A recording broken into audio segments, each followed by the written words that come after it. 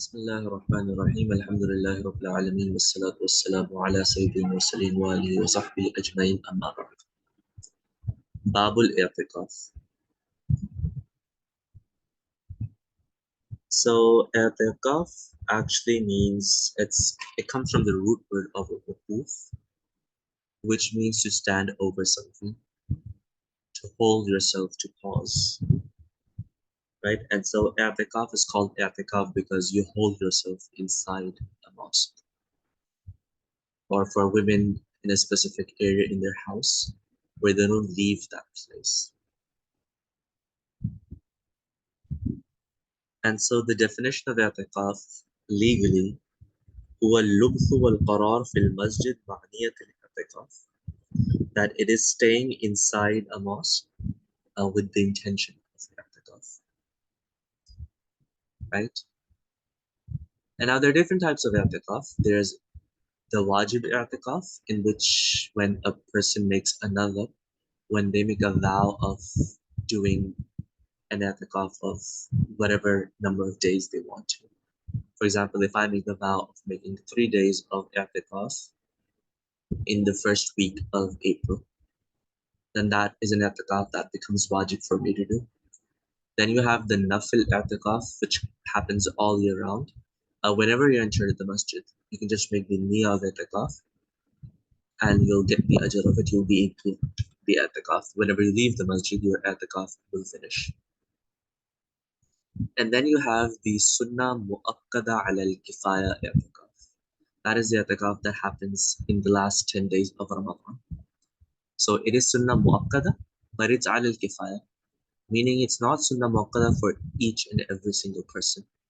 If a few people in the community perform i'tikaf, it will suffice for everybody there.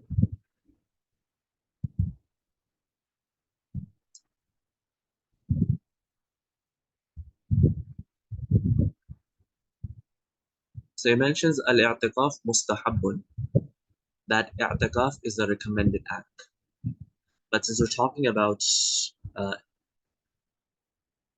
i'tikaf in Ramadan especially, and that is not just only mustahab, it's sunnah mu'akkada.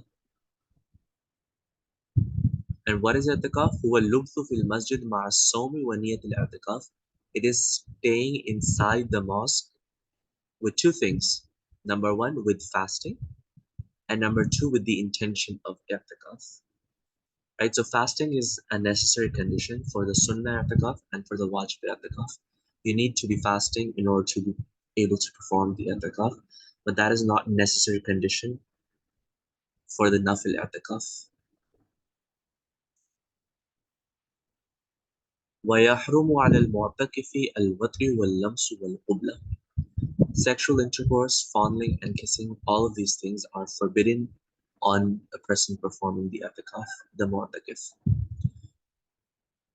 The reason why, well, what is obviously haram inside the masjid, even if you're not in the i'tikaf, but Allah subhanahu wa ta'ala explicitly mentions in the Quran, وَلَا تُبَاشِرُوهُنَّ وَأَنْتُمْ عَاكِفُونَ فِي الْمَسَاجِدِ, that do not have intimacy with your spouse when you are doing the i'tikaf in the masajid. And so all forms of sexual intimacy are forbidden by this verse of the Quran. As far as lams and qubla, a fondling and kissing are concerned, وَإِنْ أَنزَلَ بِقُبْلَ أَوْ لَمْس فَسَدَ اعْتِكَافُهُ وَعَلَيْهِ قَضَى. If someone ends up ejaculating due to kissing or fondling, the i'tikaf will become nullified and they will have to make qada for it. Which means that if no ejaculation took place, then just fondling and kissing do not invalidate or nullify the i'tikaf. وَلَا يَخْرُجُ مِنَ الْمَسْجِدِ إِلَّا لِحَاجَةِ الْإِنسَانِ أَوْ لِلْجُمُعَةِ. And someone inside the i'tikaf cannot leave the mosque except for a necessity, a human necessity, meaning to relieve themselves. أَوْ لِلْجُمُعَةِ, or for the sake of Jummah prayers if they are in a masjid in which Jummah is not conducted. So if they perform i'tikaf in a masjid where Jummah is not conducted, they can leave for Jummah prayers, but only for the amount of time it takes to perform the 4 units of Sunnah before the Farz, the 2 Farz units, and the 2 Sunnah units afterwards. After that, they have to go back to the same masjid that they choose to perform i'tikaf in initially. ولا بأس بأن يبيع ويبتاع في المسجد من غير أن يحصل السلعة. There is no objection to selling and buying inside the mosque, but make sure you don't have the goods present. Like you don't want to open up a marketplace over there. So verbal transactions can take place, but a person should limit them as much as they can because they're not doing the i'tikaf for these reasons. It is to build a connection with Allah subhanahu wa ta'ala. So that's where your focus should be. But obviously, if you're the caretaker of your family, sometimes you have to do these things. So that's why there's no objection in doing it. وَلَا يَتَكَلَّمُ إِلَّا بِخَيْرٍ وَيُكْرَهُ لَهُ الصَّمْتُ. And during i'tikaf, you should only speak good things. So if you're talking with people, it should be either for the sake of da'wah or for the sake of building connections. So speak good. So no fighting during i'tikaf, no backbiting, no lying, swearing, or teasing people when you are in that condition. So this is the ahkam are the same for men and women, but the difference is that the men should perform the i'tikaf in the masjid. They have no other option if they want to perform the sunnah i'tikaf. For the women, the ulama suggest that they should designate an area of their house, a small room maybe, or a portion of a room, and that should be their place of i'tikaf where they should perform their i'tikaf,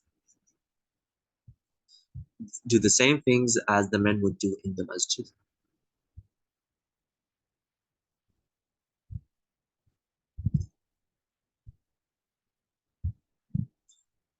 فإن جامع المعتكف ليلا أو نهارا ناسيا أو عامدا بطل اعتكافه.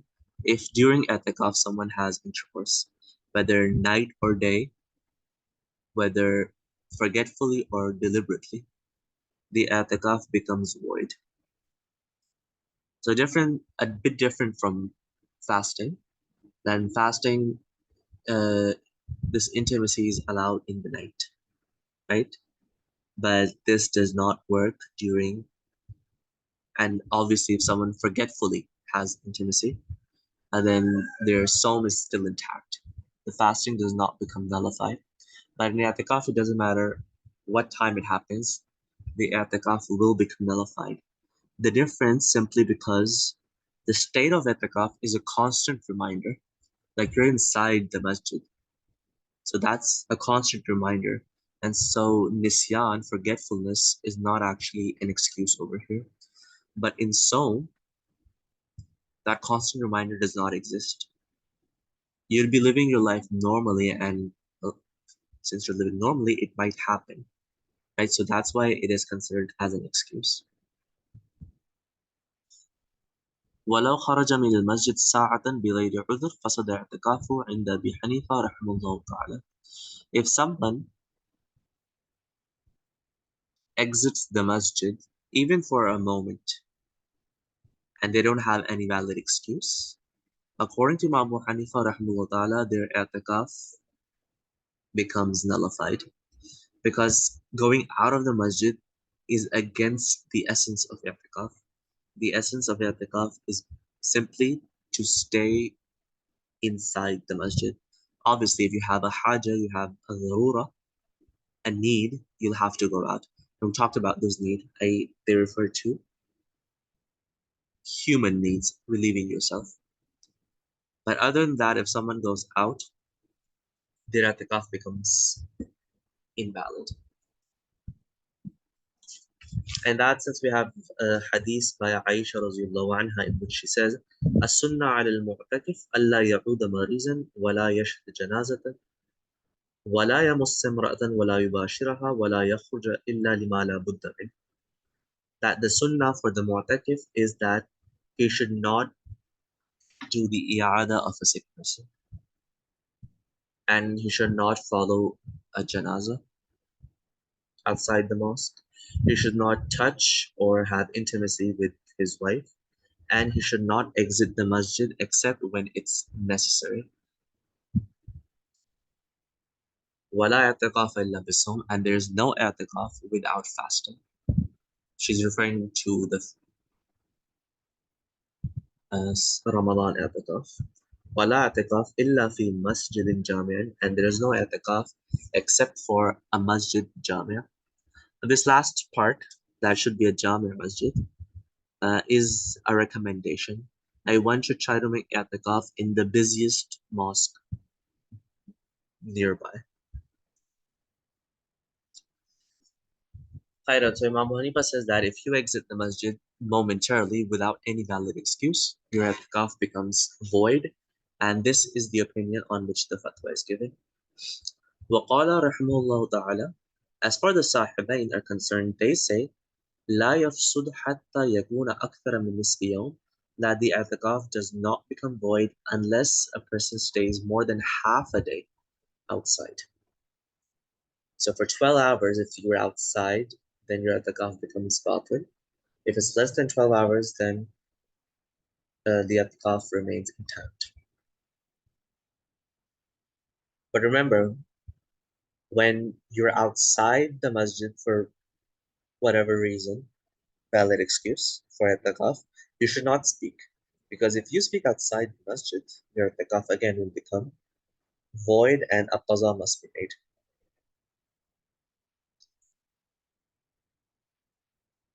Now it's talking about the nadhr i'tikaf, the vow i'tikaf. وَمَنْ أَوْجَبَ عَلَى نَفْسِهِ اعْتِقَافَ أَيَّامٍ, whoever binds himself to perform i'tikaf for any given number of days, لَزِمَهُ اعْتِقَافُهَا بِلَيَالِهَا, the nights will automatically be included.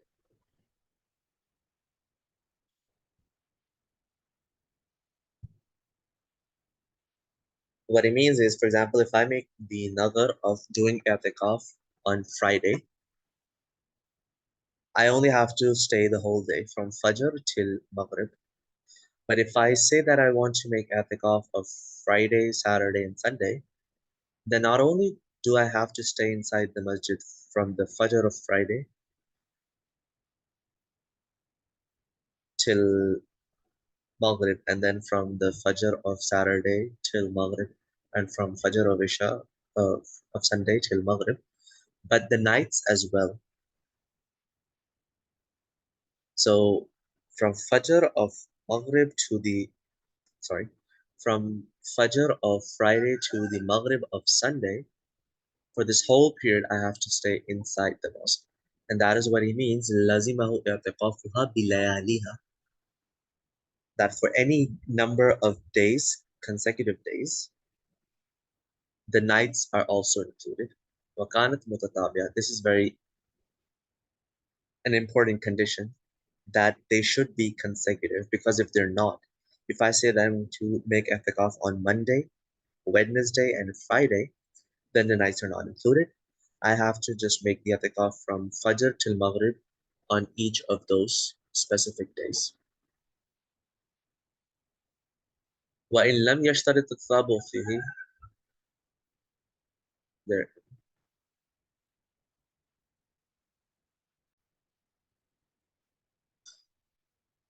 So we talked about the moon sighting of the start of Ramadan. Now we're going to talk about the moon sighting of the end of Ramadan. Eid al-Fitr moon sighting. وَمَنْ رَأَى هِلَالَ الْفِطْرِ وَحْدَهُ لَمْ يُفْطِرْ, whoever alone sees the crescent of Eid al-Fitr should not break their fast. So that's the first difference between this and the sighting of Ramadan. That in Ramadan, if someone sees the moon, they start fasting. Even if their testimony is not accepted and the general populace does not fast that day, that person must start to fast, right? But it's not the case in Eid al-Fitr. Why? Because in this case, that person is muttaham.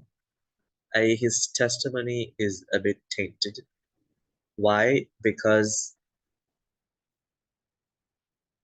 moon sighting of Eid al-Fitr has benefits for the Abd. He no longer has to make fast. So that's why so it's possible that number one, he might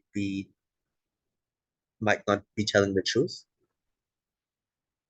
but being a Muslim will just think that that's not true. I, he would be telling the truth. And number two, it's possibly because sometimes if you already have an idea implanted in your head or a preconception, your vision or your perception can actually change according to that. What we famously say that you see what you actually want to see. So it's very possible that because of that, he might actually think of, he might think that he saw the moon when actually he didn't. So to be on the safe side, they will not break the fast until everybody else does. وإذا كانت بالسماع علة لم يقبل الإمام في هلال الفطر إلا شهادة رجلين أو رجل وامرأة. And if there's no impediment in the sky, no clouds, no smog, no nothing, then the Imam, the leader, cannot accept the testimony of just one person. It must be the completeness of two men or one man and two women. That's the second difference. That in the moon sighting of Ramadan, the testimony of one single person, male or female, was accepted. But when it comes to Eid al-Fitr, you need the entire nisab to be absolutely sure. Again, the same reason, to be on the safe side. وَإِن لَمْ تَكُنْ بِالسَّمَاعِ إِلَّا. And if there's no impediment in the sky, لم يقبل إلا شهادة جماعة يقع العلم بخبرهم. Without any impediment, you need the testimony of a group large enough whose reporting of sighting the moon provides definite knowledge. And we talked about what it means to have definite knowledge. It depends on the expertise of the person, the taqwa, truthfulness of the person. So it's no specific number. It can vary according to the quality present in the people making that testimony. Now, once the moon of Shawwal has been sighted,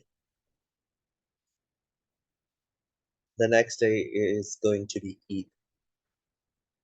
And so there are two ahkam related to that. Number one is Sadaqatul Fitr, and number two is Salatul Eid. So Sadaqatul Fitr should happen before Salatul Eid. You should give out the Sadaqatul Fitr before performing Salatul Eid. And so in that order, we'll discuss this. So what is Sadaqatul Fitr? Sadaqatul Fitr wajibatun ala al-hur al-Muslim إذا كان مالكا لمقدار النصاب فاضلا عن مسكنه وثيابه وأثاثه وفرسه وسلاحه وعبيده للخدمة. Sadaqatul Fitr, or is also called Fitra, it is a wajib sadaqah. So you have zakat, that's a farz. Then you have Sadaqatul Fitr, that is wajib sadaqah. Also, if you make a vow of giving sadaqah, that is also a form of wajib sadaqah. And then you have your everyday charity, which is nafil sadaqah. Now remember, there's a difference between the farz and wajib and the nafil in sadaqat is that the farz sadaqah or the wajib sadaqah cannot be given to non-Muslims, cannot be given to members of the family of the Prophet ﷺ, cannot be given to the rich. But as far as the nafil sadaqat are concerned, they can be given to everybody, Muslim or not, from the family of the Prophet or not, rich or poor, doesn't matter. Everyone can be given nafil sadaqah, but farz and wajib sadaqah cannot be given to three types of people. We talked about them. And so Sadaqatul Fitr, it is a wajib on Hur al-Muslim, every free Muslim, but it also has a nisab. What is that? إذا كان مالكا لمقدار النساب, if they are the owner of the amount of nisab, which is above their residence, the clothes that are in their use, the assets that they use, the horses or automobiles that are in use, weapons, or if they're of a specific trade, then the tools of those trades. If you have slaves for personal use. So basically, everything that you own, which is not in your use. For example, if you have two houses, you live in one and one is just sitting there. You have two cars, you only use one and the one is just sitting in your garage, right? So anything you have extra, which you're not using at the moment, if its price, if its value reaches that of the nisab, then sadaqatul fitr becomes wajib. And what is the price of the nisab? 612.36 grams of silver or 87.48 grams of gold, or whatever the value of these things are. That is the nisab. So if the extra items that you have in your house which are not in your use, if their value reaches the nisab, then sadaqatul fitr becomes wajib. ولا يؤدي عن يخرج ذلك عن نفسه وعن أولاده الصغار وعبيده للخدمة. The man's going to pay the sadaqatul fitr on his behalf, on behalf of his younger children, i.e. the non-baligh children, and any slaves that he has for personal use.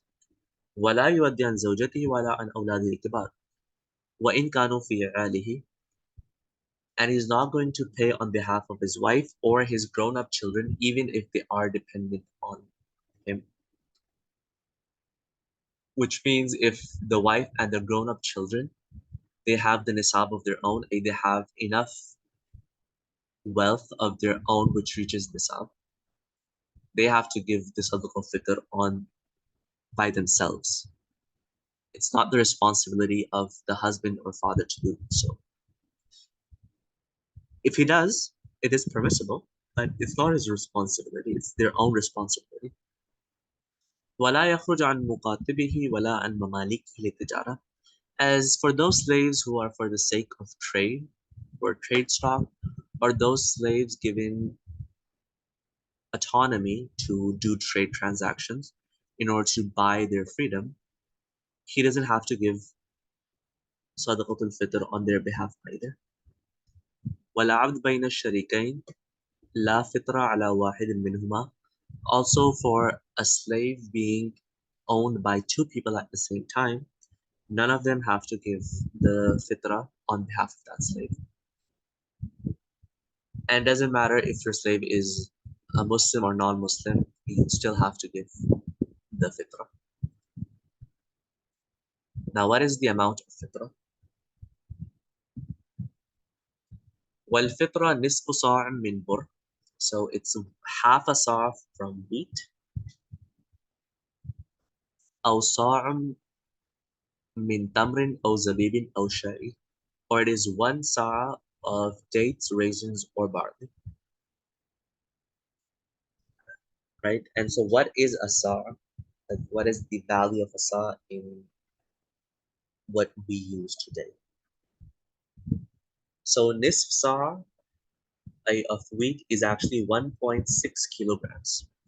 So 1.6 kilograms of wheat, or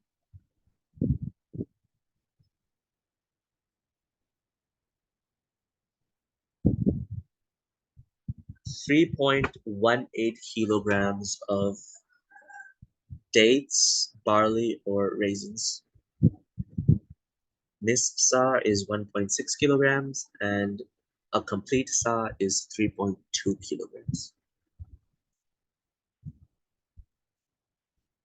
Now, talking about something really technical. These were the weights and the measurements used in old times. For example, one sa, according to the Tarafain rahimahullah ta'ala, equal to 8 Iraqi arqal. And for Imam Abu Yusuf rahimahullah ta'ala, it was equal to 5 and 1/3 of it. Right? The value is still the same. 1.6 is half and 3.2 is one whole, but they used to measure it in a different terms. There is slight difference in the measurements between the Tarafain and Imam Abu Yusuf rahimahullah ta'ala, but the fatwa is on the Tarafain's opinion, whose calculations I have provided to you. Now, when does this fitra become wajib? That's the other important question. ووجوب الفطرة يتعلق بطلوع الفجر الثاني من يوم الفطر. That this obligation of fitra is connected to the rising of the second dawn, either true dawn, on the day of fitr, on 1st of Shawwal. What that means is, فَمَنْ مَاتَ قَبْلَ ذَلِكَ, if someone dies before that, before the second Fajr happens on the 1st of Shawwal, lam tajib fitratuhu, then their fitra does not become obligatory.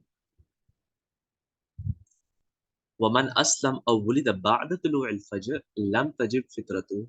Similarly, if someone comes into this world or accepts Islam after the second Fajr,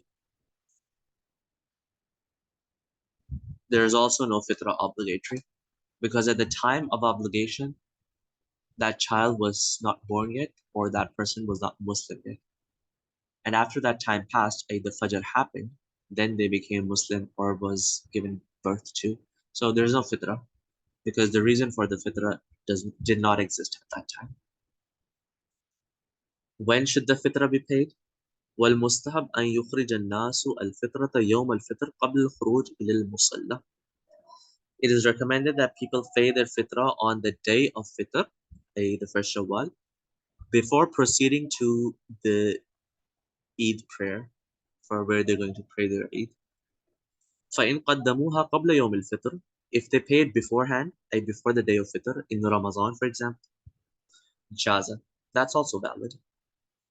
وإن أخروها عن يوم الفطر, if someone delays it and doesn't even pay it on the 1st of Shawwal, lam tasqut, the wajib is not going to elapse.